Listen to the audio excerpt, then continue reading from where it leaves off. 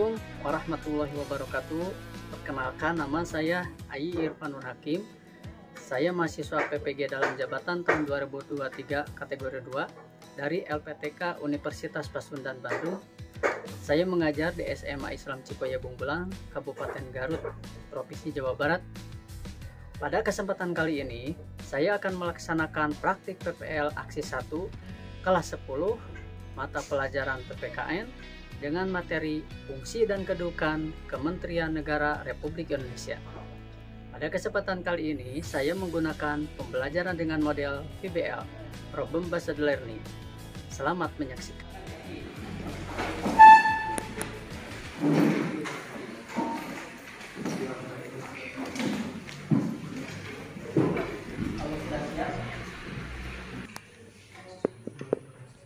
Baiknya kita berdoa terlebih dahulu. Berdoa dimulai.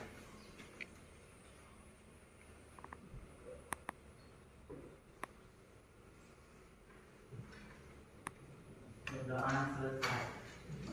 Memberi salam kepada Bapak Guru. Assalamualaikum warahmatullahi wabarakatuh. Waalaikumsalam warahmatullahi wabarakatuh. Baik, mulai ya.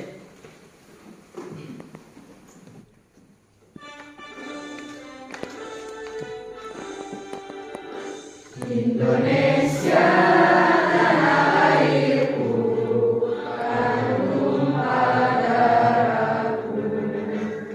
Di sanalah aku berdiri, jadi pandu ibuku. Indonesia raya, merdeka, merdeka, tanahku, negeriku yang ku cinta. Indonesia raya, merdeka, merdeka, hiduplah Indonesia raya. Terima kasih semuanya, silakan untuk kembali. Masih semangat? Masih semangat belajarnya? Kalau masih semangat, silakan keluarkan yel-yelnya. SMA Islam Cikoya Bersatu padu bergerak maju, yes. SMA Islam Cikoya. Bersatu padu bergerak maju, yes. Jadi kamu masih semangat, ya pun ini siang hari kami rasa semangat kita masih membara ya. Karena dulu para pahlawan kita ini untuk ingin memperjuangkan negara supaya negara kita merdeka melawan para penjajah itu dengan jeripayah yang luar biasa. Depan ini. Baik, siapa yang bertanya? Saya. Siapakah nama beliau? Saya, Pak. Ya, Mina, silakan. Siapa ini? Namanya yaitu Bapak Nadim Anwar Makarim. Wih, mantap, tepuk tangan. Kedudukan beliau sebagai Menteri Pendidikan dan Kebudayaan, Riset dan Teknologi. Fungsinya yaitu mengkoordinasi dan sinkronisasi pelaksanaan kebijakan di bidang ilmu pengetahuan dan teknologi. Bagus. Sesuai dengan 10 atau kelas 11 pernah Bapak sampaikan. Jadi sistem yang diatur oleh negara kita adalah sistem pemerintahan presidensial. Siap. Di sini kita tahun 1945 yang menyatakan ini ada 2 poin, yaitu 1, presiden dibantu oleh menteri-menteri negara. Kemudian 2, menteri unitnya terus. Berarti kamu anak Pancasila. Ya, di sini tugas Kementerian Negara Republik Indonesia diantaranya 1, penyelenggara perurusan penetapan kegiatan teknis dari pusat sampai ke Daerah. Jadi bukan di pusat saja. Pasti ada menteri-menteri yang lain yang sama tugasnya ditugaskan sama pasal 17 Undang-Undang Dasar Negara Republik Indonesia. Lanjut lagi. Di sini juga selain diatur oleh Undang-Undang Republik Indonesia tahun 1945, keberadaan Kementerian Negara juga diatur dalam Undang-Undang Nomor 39 tahun 1900 tahun 2000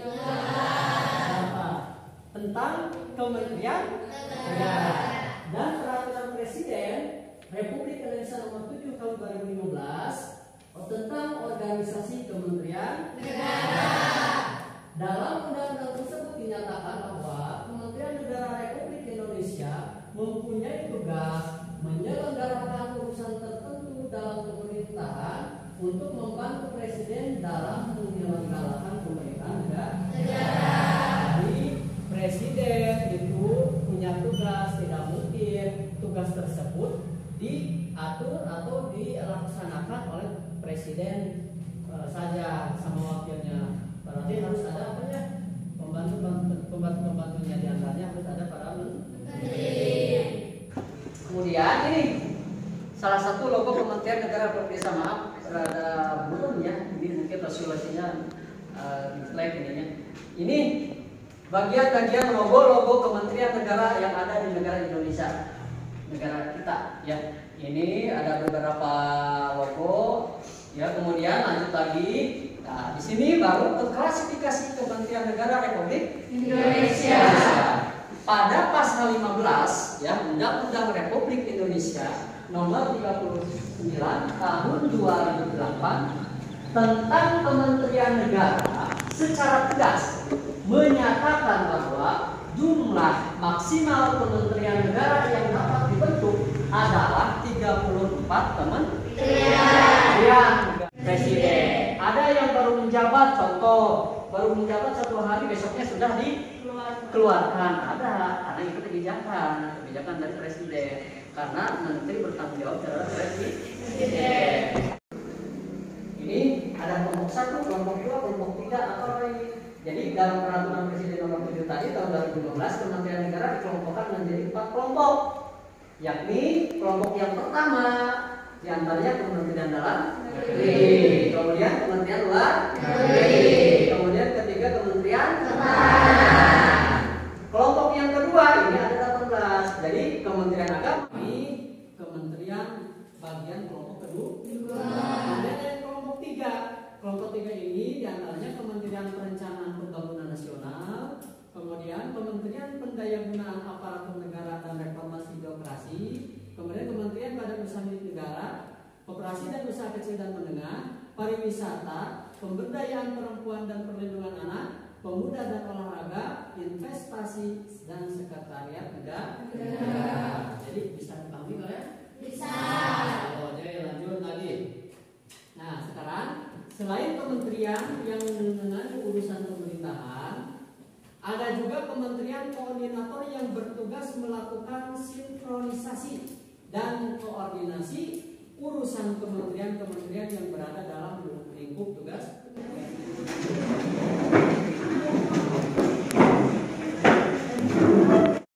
Bapak akan bagikan kelompok 1 sesuai yang tertera pada LKPD. Ya, salah satu contoh Ki Hajar Dewantara. Ini kelompok ini tentang apa? Mau apa kok? Ini kementerian itu ada, silakan. Mau pilih, mau bagikan aja. Ya. 1. Kelompok 1 udah? Mana kelompok 1? Kelompok 1 tentang pendidikan.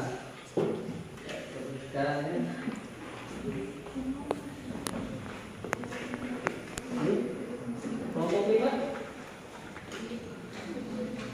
itu kamu menganalisis kementerian-kementerian yang barusan hasil dari analisis tugas ini. Sudah paham? Kalau sudah nanti dipresentasikan ya.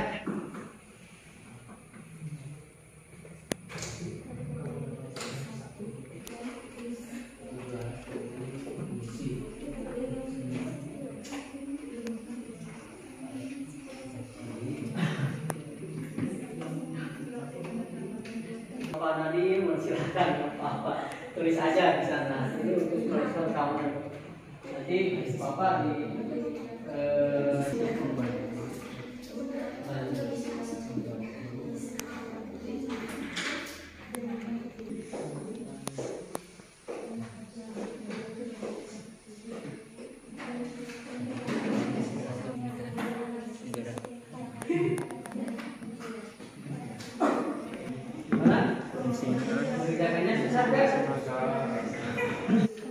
dalam lagi tentang yang ada di negara kita, Indonesia.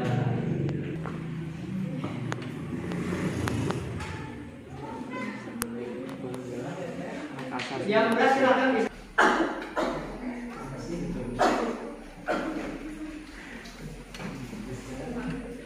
Kelompok Imam Manjol nih sudah ada 2 kelompok yang sudah mengumpulkan. Silakan yang lain. Kelompok Imam Manjol dari Subagia, Rifda. Siap. Siap. Ke depan. Mulai. Assalamualaikum warahmatullahi wabarakatuh. Waalaikumsalam warahmatullahi wabarakatuh. Di sini mungkin ya kami akan menjelaskan sedikit analisis dari hasil kami, yaitu kami dari grup Ki Hajar Dewantara menganalisis tentang Kementerian Pendidikan. Pasti ya, di mana kami ini di sini tadi menganalisis tentang pendidikan. Jadi yang pertama pasti merumuskan tentang pendidikan dan juga tenaga pendidikan. Nah, yang kedua yaitu perumusan dan penetapan kebijakan di bidang ilmu pengetahuan dan teknologi. Mengapa ada ilmu pendidikan tinggi dan kebudayaan? Dikarenakan tadi juga yang dibahas bukan cuma pendidikan, tapi juga ada kebudayaan, riset dan juga teknologi. Untuk fungsinya mungkin ada beberapa poin lagi ya, namun mungkin waktu. Jadi kami langsung tarik kesimpulan dari Kemendikbudristek atau Kementerian Pendidikan. Kami simpulkan bahwa Kementerian Pendidikan itu memiliki Menteri Pendidikan yang bernama siapa tadi? Anwar Makarim. Menteri Pendidikan yang bernama Bapak Nadiem Anwar Makarim.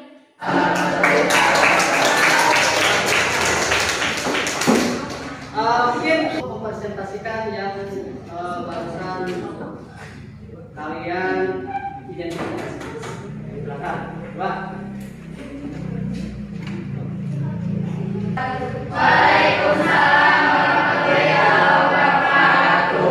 Di sini kami akan sedikit memaparkan hasil analisis kami, kelompok kami yaitu kelompok Fatmawati untuk Kementerian Keuangan Indonesia itu. Yang telah kami analisis adalah Sri Mulyani Indrawati dan wakilnya adalah Suhasil Nazara. Nah, menyelenggarakan urusan pemerintah di bidang keuangan negara, kekayaan negara untuk membantu presiden dengan menyelenggarakan pemerintahan negara. Adapun fungsi dari Kementerian Keuangan yang pertama yaitu perumusan, penetapan dan pelaksanaan kebijakan di bidang penganggaran, penerimaan negara bukan pajak.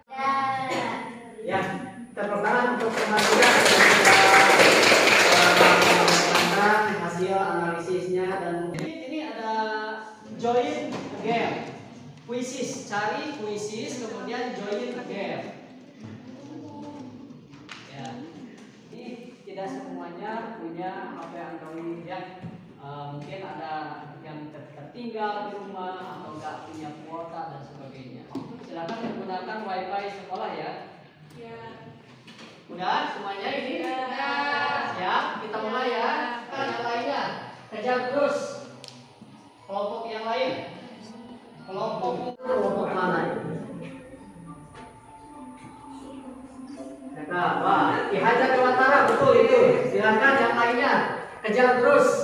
Silakan Bung Tomo, mana Bung Tomo? Era Kartini.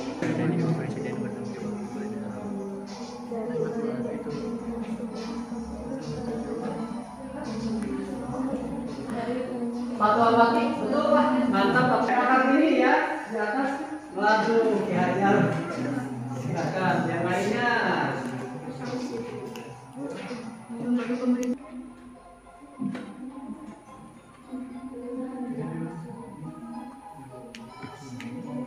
Terus siapa yang Fatmawati?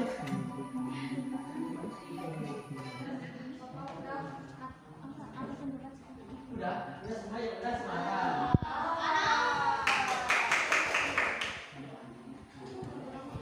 Udah yang mana yang udah? Fatmawati dan Era Kartini berarti yang dihajar Bung Tomo Imam Bonjol belumnya?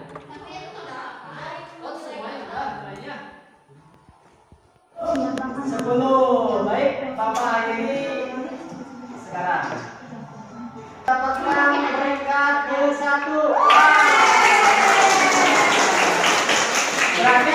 kedua Fatmawati, dan ketiga Radana. Terima kasih sekali. Berarti yang lainnya bukannya tidak bisa, tetapi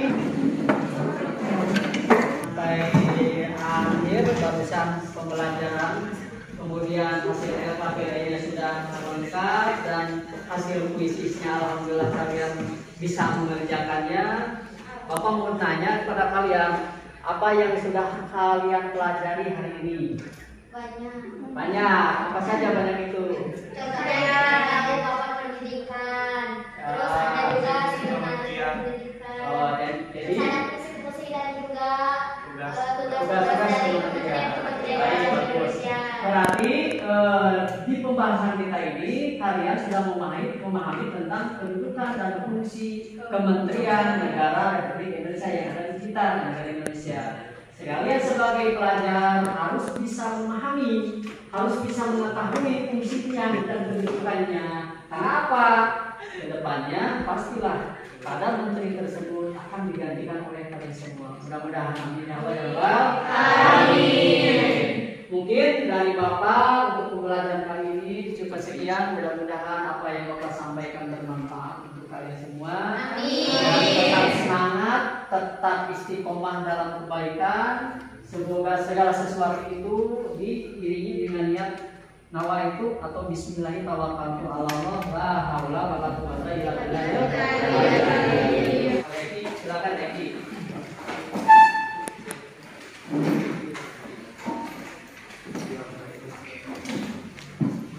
Kalau sudah siap. Sesudah melaksanakan belajar dan sebelum pulang, alangkah baiknya kita berdoa terlebih dahulu. Berdoa dimulai.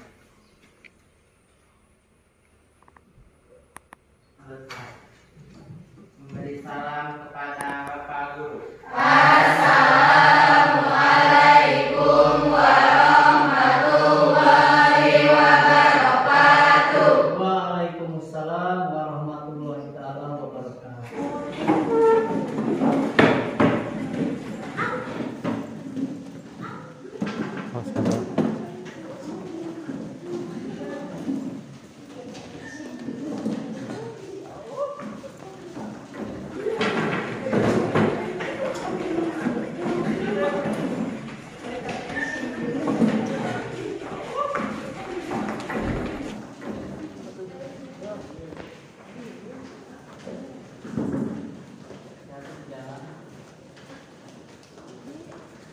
Jangan malas-malas belajar ya. Tetap semangat.